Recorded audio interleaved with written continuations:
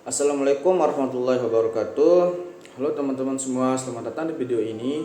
Kali ini kita bakal bahas tentang salah satu konsep dasar dalam jaringan saraf tiruan, yaitu model HEP.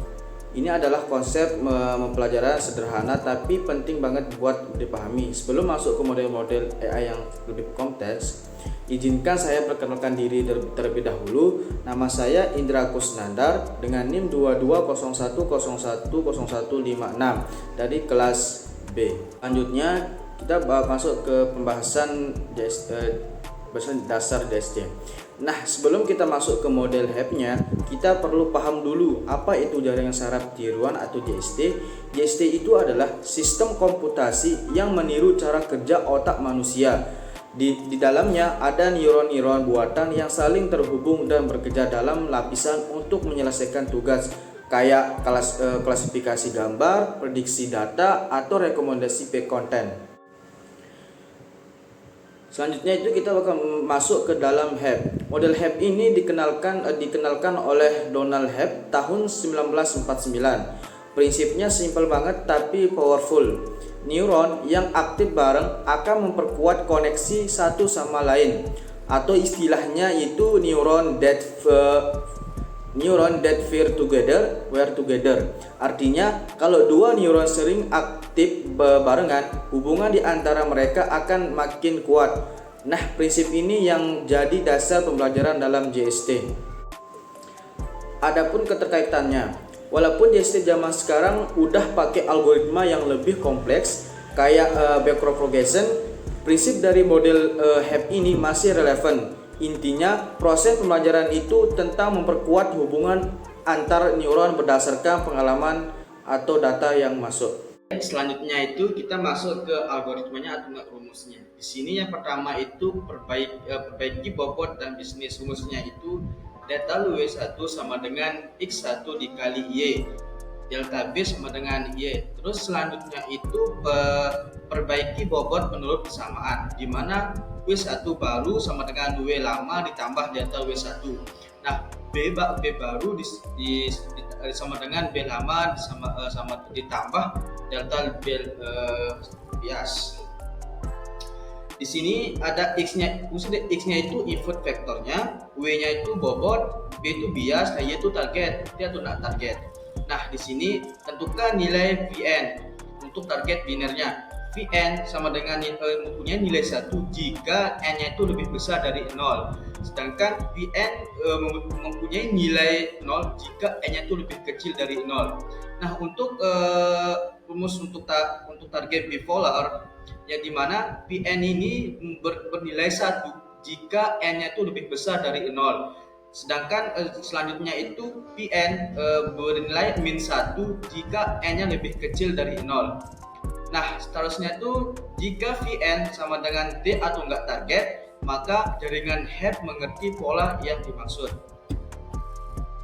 Selanjutnya itu adalah studi kasusnya, di mana sebuah platform streaming ingin membangun sistem sederhana yang bisa memberikan rekomendasi film kepada pengguna berdasarkan dua faktor. Yang pertama itu itu X1. Apakah pengguna menyukai film bergenre aksi? Nah, dia di sini X1 ini bernilai 1 sama dengan ya, 0 nilai 0 sama dengan tidak. Selanjutnya itu X2.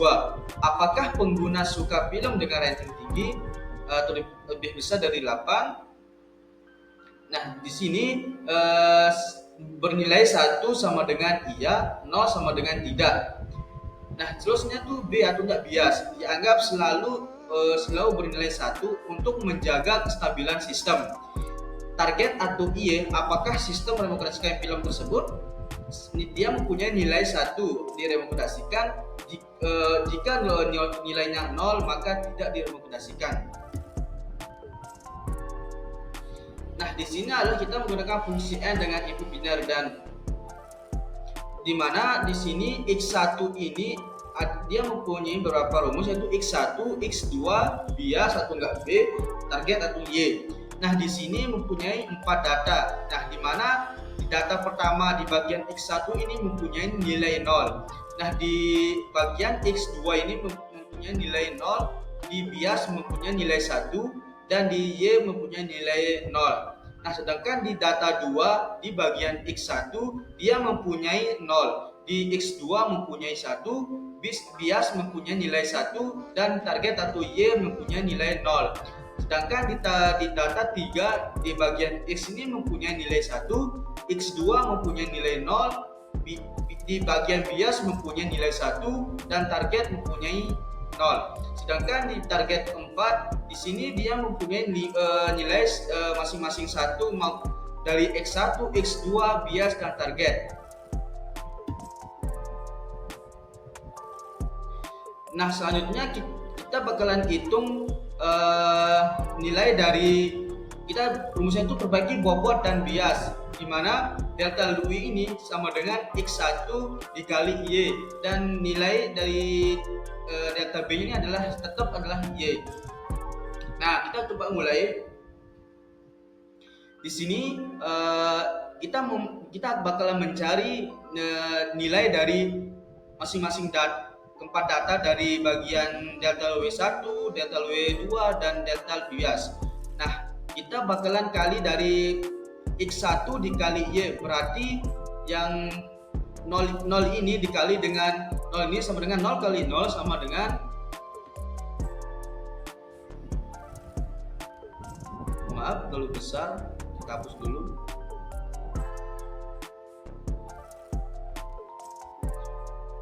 Punya nilai 0.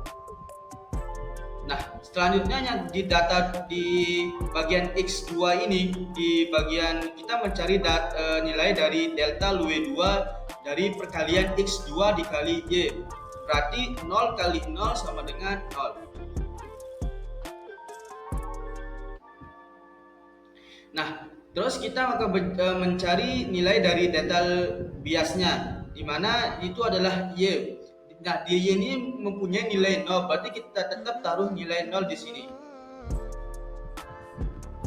Nah, selanjutnya tuh di data 2. Sama juga cara penghitungannya tadi, kita kalikan aja dengan X1 dengan Y-nya. Berarti di sini nilai 0 ini dikalikan dengan nilai 0 ini, berarti hasilnya itu 0 kali 0 sama dengan 0. Nah, seterusnya tuh di delta W2, di bagian data 2-nya itu sama aja cara hitungnya, tinggal kita cari 1 kali 0 sama dengan 0. Nah, di sini juga di data biasnya itu bakalan tetap kita taruh nilai 0-nya karena dia sama dengan Y. Nah, terus kita bakalan mencari data ketiga dari delta W1-nya. Nah, sama aja dari penghitungnya, tinggal kita kalikan 1 kali nilai X1 ini dikali dengan nilai Y yang bagian data ketiganya, berarti 1 kali 0 sama dengan 0. Terus yang kedua di data ketiga itu di bagian delta W2 sama aja 0 kali 0 sama dengan 0. Terus di bagian delta biasnya itu tetap kita taruh nilai Y-nya itu adalah 0. Nah, di sini kita bakal cari nilai dari data keempat dari bagian data W1, W2, dan biasnya. Di sini kita coba kalikan, di X1 ini mempunyai data di bagian tempatnya itu adalah 1 dan Y-nya itu 1, berarti 1 kali 1 sama dengan 1. Terus yang kedua sama aja, 1 kali 1 sama dengan 1. Nah, bias itu 1 juga ditaruh di sini.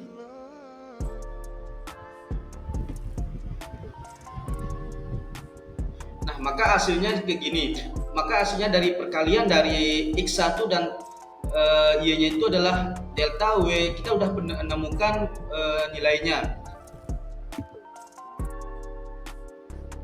Nah, di sini nilainya itu data W1-nya adalah 0 di data satunya, di bagian delta W2-nya itu adalah 0 dan delta biasnya itu 0. Sedangkan di data 2 dari bagian delta W1-nya adalah 0, di data W2-nya itu 0 dan biasnya 0.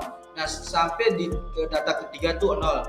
Nah, dia membedakan, dia tuh di data keempatnya itu mempunyai nilai 1 sama-sama 1.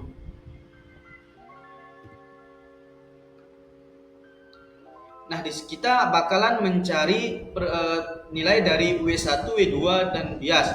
Ini rumusnya itu perbaiki bobot menurut persamaan. Berarti W baru ini sama dengan W lama ditambah dengan delta W1.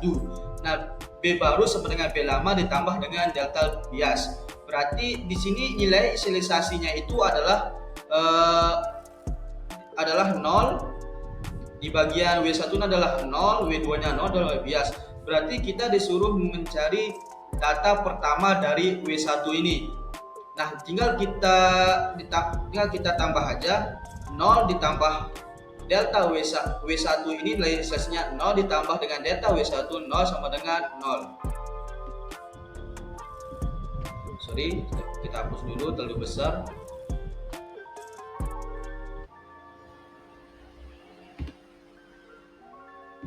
Nah, terus kita mencari bagian W2-nya. Sama aja perhitungannya W2 ditambah dengan delta W2 sama dengan 0. Nah, terus biasnya ini kita sama aja, biasnya 0 tambah 0 sama dengan 0. Nah, sekarang kita bakalan mencari data kedua dari W1 ini, W barunya ini, dimana kita bakal tetap sama cara penghitungannya sama. Kita tinggal ini aja, hitung yang nilai inisialisasinya ini sama dengan data kedua dari data W-nya 0 tambah 0 sama dengan 0. Sama aja cara ngitungnya, di W2 ini itu ditambah dengan delta W2 ini sama dengan 0. Terus yang bias ini sama aja, dihitung di 0 tambah di bagian delta biasnya adalah 0.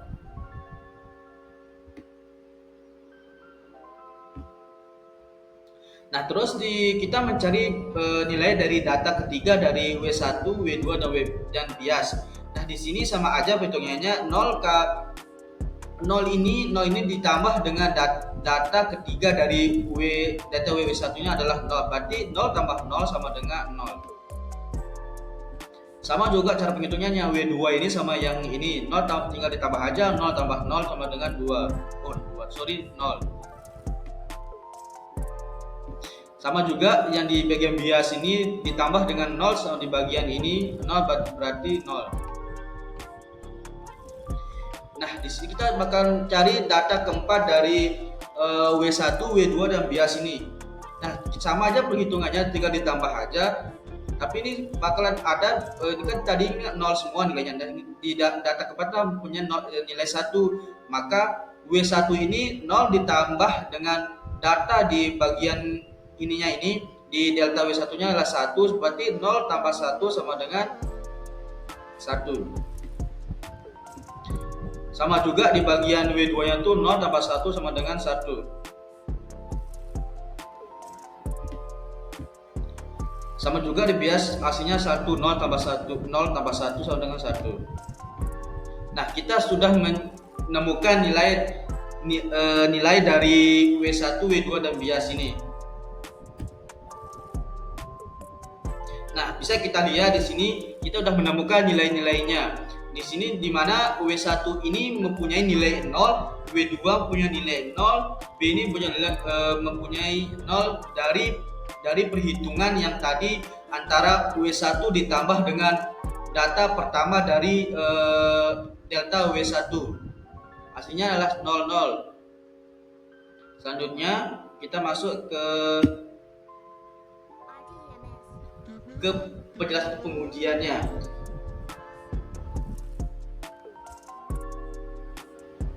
Nah, sekarang selanjutnya itu kita mencari hasil interaksi diperoleh hasilnya itu. Di sini data 1 ini mempunyai nilai 0,0. Berarti Y-nya itu 0 dikali 1 ditambah 0 kali 1 ditambah 1 sama dengan 1. Maka Y-nya itu adalah 1. Nah, kita bisa dapatkan nilai Y-nya itu adalah, soalnya dari rumus yang saya jelasin tadi di awal, 1 ini lebih besar dari 0, maka Y-nya itu adalah 1. Nah, selanjutnya data keduanya itu adalah 0,1. Berarti Y sama dengan 0 kali 1 ditambah 1 kali 1 ditambah 1 sama dengan 2. Maka Y-nya itu adalah 1. Sama cara perhitungannya, 2 lebih besar dari 0, maka hasilnya N-nya itu hasilnya 1. Dan data ketiganya itu adalah 1,0, berarti Y sama dengan 1 kali 1 ditambah 0 kali 1 ditambah 1 sama dengan 2. Maka Y-nya itu adalah 1. Sama cara penghitungannya. Nah, sedangkan yang data keempat ini 1,1, berarti Y adalah 1 kali 1 ditambah 1 kali 1 ditambah 1 sama dengan 3. Maka hasilnya Y-nya itu adalah 1. Berarti dari hasil interaksi di bawahnya itu adalah W-nya 1, W2-nya 1, W-nya 1. Baik, kesimpulannya yaitu untuk fungsi logika AND dengan input dan target biner, sebenarnya hanya data 1 yaitu input 0 dan 0 yang hasilnya sesuai dengan target yaitu 0. Sedangkan data 2, 3 dan 4 justru menghasilkan output 1 yang seharusnya tidak sesuai jika mengikuti logika AND. Hal ini menunjukkan bahwa model HEP dalam kasus ini tidak membentuk jaringan saraf tiruan yang sempurna untuk fungsi logika AND karena proses pelatihan yang memperkuat semua koneksi tanpa melihat benar atau tidaknya hasil akhir berdasarkan logika yang diinginkan.